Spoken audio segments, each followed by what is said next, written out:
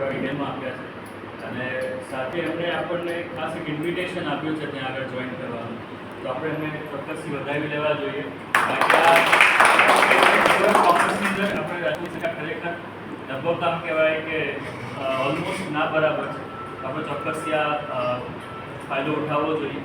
અને સાહેબે બીજી બી એક વાત કરી હતી, એ વાત એમણે કરી હતી કે જે વિરલસિંહની જે વાત કરી હતી કે એમની અંદર જે વાઇબ્રેશન્સ છે, તો આજે આપણે જે ભેગા થયા હતા તો ક્યાંક ને ક્યાંક એમનો એક વિચાર હતો જ્યાં આગળ, અને એના થકી જ આપણે ભેગા થયા હતા.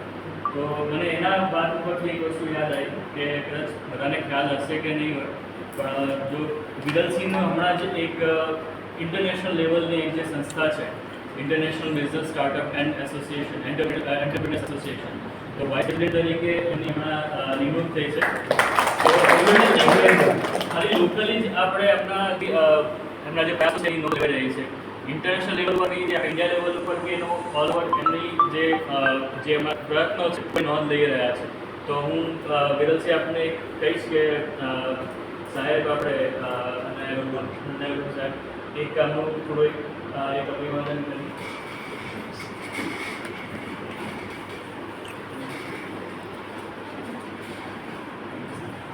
હું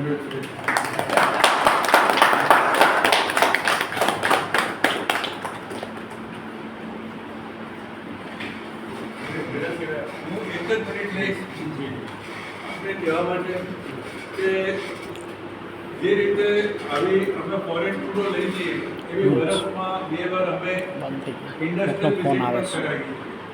એ રીતે આપ સૌએ પણ એવું વિચારી અને સાહેબને બધાની હેલ્પ લઈ અને ઇન્ડસ્ટ્રીયલ વિઝિટો ગોઠવવી જોઈએ.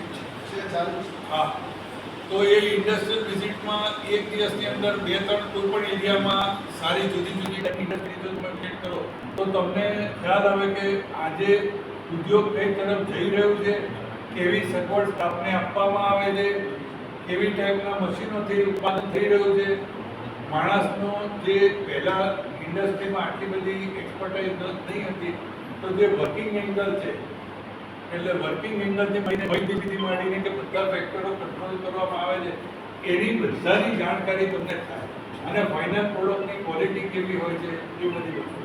અને છેલ્લી વસ્તુ કે ગુજરાત ચેમ્બરમાં અમે અત્યાર સુધી બધા લેક્ચર તો રાખતા હતા, પણ હવે અત્યારના ગુજરાત ચેમ્બરમાં બાકીના જે બિલ્ડિંગનો એરિયા છે એમાં અમે અત્યારના ક્લાસીસની તૈયારી કરી રહ્યા છે. તો એએમએની જેમ અમે વ્યાજબી ભાવે બિઝનેસને લગતા ત્યાં કોર્સો પણ ચલાવીશું.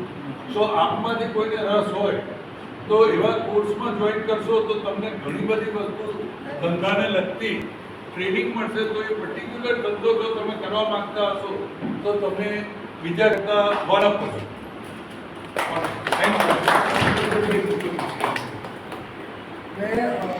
વ્યાપાર વિકાસ મંડળ 1851નું સંમેલન છે અને હવે તો ઇન્ડસ્ટ્રી પૂરી કરવા જઈ રહ્યા છે બધા.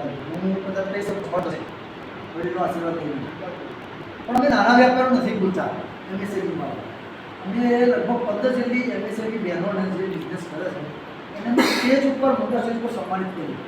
આજે ખરેખર નસીબદાર છે કે ટાટા ગણો કે પારસી સમાજ ગણો એમના સમાજમાં નવડી ચૂકાય તો આપણે એમનો લાભ લઈશું. એ આપણા દીકરીબા છે કે જે વાડ જગાડ એમની પોતાની રેસ્ટોરન્ટ હતી, કોરોના આવ્યો, ડૂબી પડી, હિંમત ના હાર્યા, એમણે જાતે ધંધો કર્યો. આજે એમની વાત ઉઠે છે, 4 લોકો જઈએ તો આપણે રાજપૂત સમાજને આપણે વડીલોનું સન્માન ના